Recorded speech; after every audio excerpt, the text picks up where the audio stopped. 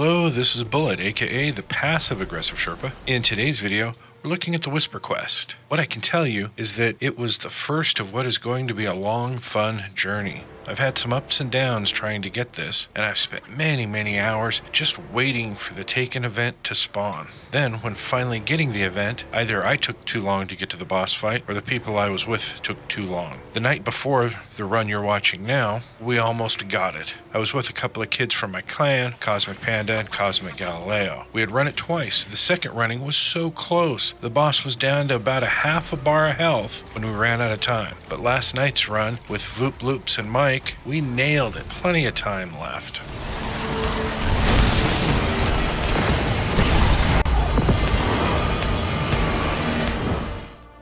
I have been promising to get a video of the Whisper Quest up for a few weeks now, and I apologize that it has taken so long. I don't know how to fully express in words the amount of times I saw players on my friends list and just wanted to message them to see if they wanted to run the quest. I have literally written messages to people on my friends list asking them and never hit the send button, because I know it can take hours for the event to show up. And for me, the first level of hell is being stuck in a room with people I don't know or don't know that well and having to make small talk. In my life, I've been homeless, shot, stabbed, even had my heart broken. I faced it all unflinchingly. But small talk, it's my kryptonite. The amount of anxiety I go through when I join someone's party, there's more than 2 other people in it, it's almost unbearable to me. But I woke yesterday, something really cool happened. There was a message on Twitter from Voop Loops. He saw one of my vids, knew I was having issues trying to complete the quest. He offered to run it with me, said he'd get someone else, and we'd have no issues getting it. That was awesome. But the problem, I've got family here this week, and I've sadly been ignoring them because I'm swamped with work, not just regular work, but trying to get in-game footage. There's the Solstice of Heroes going on and all this stuff I'm trying to make videos for, and I have to get the right footage of the right things, and it's just been a nightmare. Anyways, enough with the excuses. Let's get back to the quest. I hope to provide a few tips along the way to make this easier for you. Now, the first thing, we've already seen the first shortcut where when you first spawn in, you run out, jump up on the rocks, and then you can get up to where the first blight is you have to destroy so you can jump down the hole. I realize there's even quicker ways to get to some of the jumping things here, but I'm taking kind of the standard shortcuts so you can use them to get through this as quickly as possible. Now, in this section, I've mentioned before in videos, you want to stay on the red areas. I mean, if you're really good, you can go through 2 of these at a time, but if you're trying to get through, just don't panic, take your time, and just wait for them to go by, because what happens is you do what Mike just did. Just take your time, you'll get through it.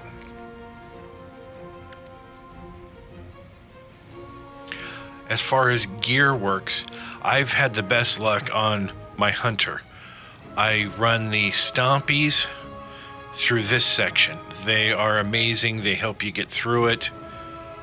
And then once I get to the actual boss fight right before it, I put on regular boots, and then I put the vest on because I'm running Arc Strider, and I run, I forgot what the name of the vest is, but it helps your super last longer. It's the Raiden Flex, I think is what it is. Now this little area, it's not difficult, this section, but I have died at least 4 or 5 times here because that section, I start to slip, and once you start to slip past a certain point, it won't let you jump back up. You're just going to die no matter what. Now here, the key is you want to try to time these jets because you don't want to let it boop you off there. So I usually wait for it to do its little explosion thing, and then I try to jump, and it usually gives me just enough time to get there and land without it, tearing me up. And here, you don't have to worry about if the door closes. You can land on the ledge. Just wait for it to open and go through. Now I think I die here. I was trying to tell Voops, giving him an update where I'm at, because he's like already there, and I wasn't paying attention. I didn't see that Mike was behind me, and he jumped past me, and I had a spaz moment, and I fell off.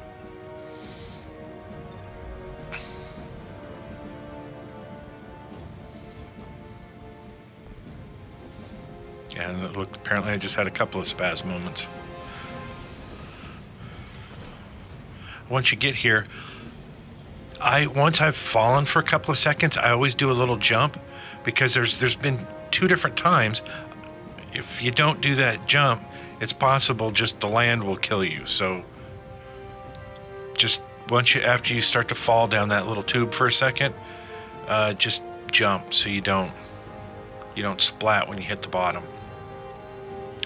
And I know this section can kind of mess with your head a little bit, but you can just run right around it. You'll stay on there. So it looks like you're gonna fall, but just hug the wall and you can run, and it'll save you a couple of seconds. I used to do that real slow walking, and take me forever to get around the wall, and you can just run.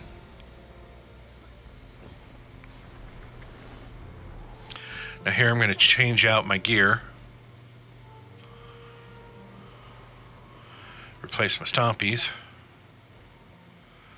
What was it? Yeah, the Raiden Flux.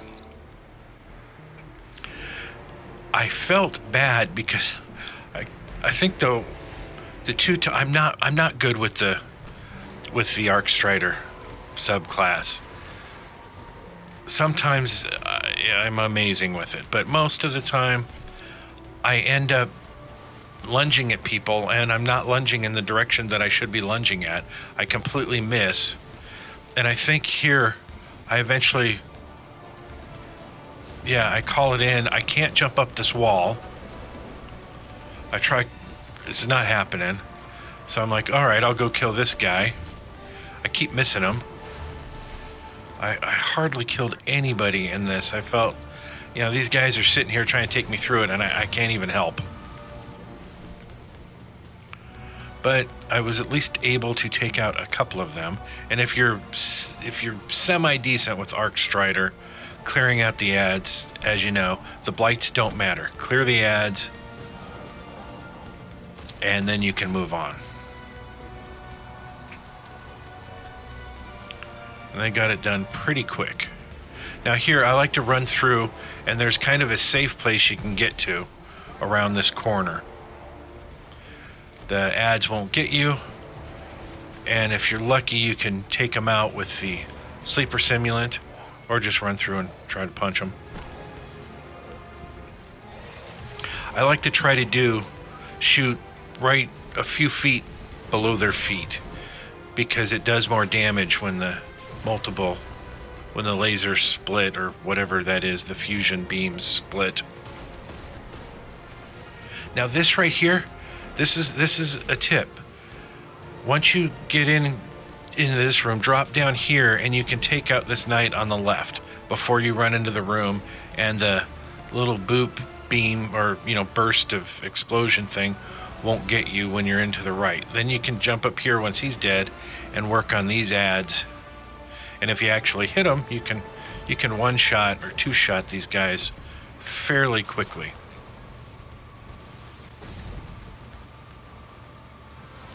Now in this room, I'll do it here in a minute, but I like to switch to a void, because it just seems like most of the things in here are void related. There's a few solar, but so I've had real good luck with the inaugural address, if you have that. But if you have a void scout, that also works amazing. I've seen some people using the hard light. That's probably more convenient, because you can just switch to whatever element you need.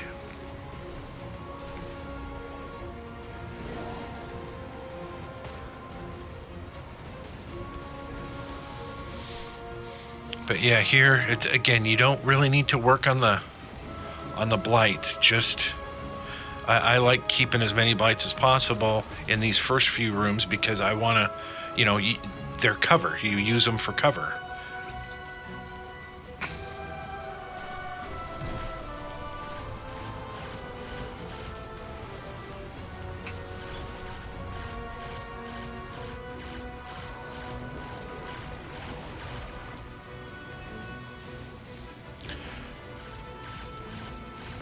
Yeah, that makes such a big difference trying to get the shield down. Yeah, I just jumping up there, not my thing. It's like once I take those stompies off, I cannot jump. Another issue, you have to keep an eye on your power ammo. In the boss fight, the final room, I run out of ammo, and I was torn between not wanting to die and needing ammo and running out and getting it because I knew I was going to run out and I was going to die. So try to make sure you have plenty of ammo when you get into the final room. And here, I always try to take care of the yellow bars first, but it's 50-50. It makes it easier when if you've cleared out the ads, because then you have nothing shooting at you while you're trying to clear out the bosses. So 50-50. Now this section, I like to get down here and try to take out these two snipers, but you have to be careful because they will kill you, and you're going to have the two Cabal spawn in behind you. And I wanted to be so impressive and run out there and take the snipers that I forgot the Cabal were going to come around and shoot me. And now I know I think I had to change my batteries were dying. I could have edited this part out, but I thought everybody would like to see, the boring moments where I change the batteries. Now here, I've died here a few times because once the blight thing spawns, you don't have to kill all the ads up there. You just have to kill enough, I think, a few of them, and you can run out there, kill that blight, or destroy that blight in the blocking the hole, and then just jump down there. I didn't know that at first. I was killing all the ads, and it had taken 2 or 3 minutes to kill them all, and you just need to kill enough to where it's safe that you can run down there and put a few shots and take out that blight and open up the hole. Watching this again, I realized that I don't think I called in my super on this room. I had it and I could have used it. I just never did it. Now our plan here was we wanted to take out, we left one ad. I didn't know to do this. But you leave the one ad, take out all the blights in front. You can leave the ones in the back. But as long as you don't kill that one ad, then he's the only one shooting at you, and you can kind of roam around freely to clear out the rest of the blights, and then kill him, and then the bosses spawn in, and it's go time.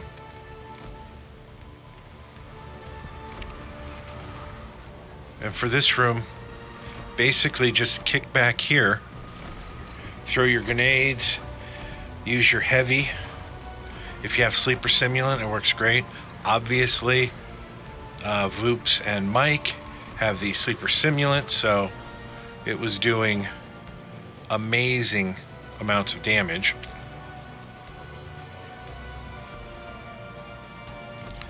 But yeah, it's just amazing what a difference it made running this. After all the times I did it, I'm looking at the clock and I'm like, wow, 6 minutes left. This is, I've been at this point before with 2 minutes left. and thought, oh, maybe we could get it done. And here you have the right equipment, and it's... I just got mail. It just makes such a difference.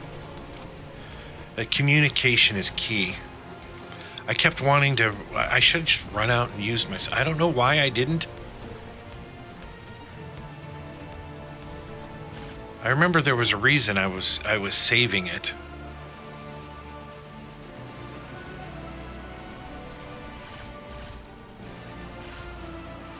Honestly, I don't know why I didn't run out there and revive Voops. What the hell was I thinking?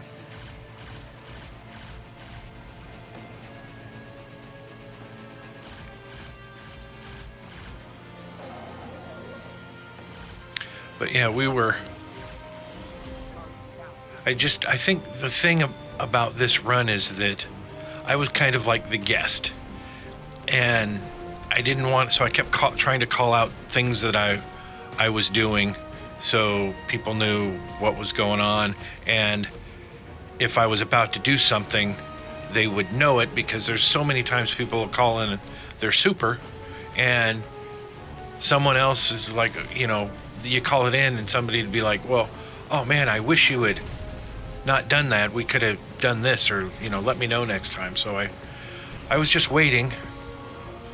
I was so upset I died right there trying to get heavy. I thought the boss needed more damage. And so I go out there to get more power ammo and die, and then Voops kills the boss. But I can't thank them enough. It was so much fun running this last night. I hope there was at least something that you learned here, a tip or a trick. And sorry the audio's not more polished. I still have family here. It's early in the morning and I hear everybody waking up and running around outside my office door. So I'm kind of in a hurry to get this done. But thanks for watching. And remember, if you like this video, please hit the like button and subscribe to my channel if you haven't already. It's always appreciated. And if we could get 1,187 likes on this video, that'd be great. But most of all, thanks for watching. But seriously, subscribe to my channel. Thank you.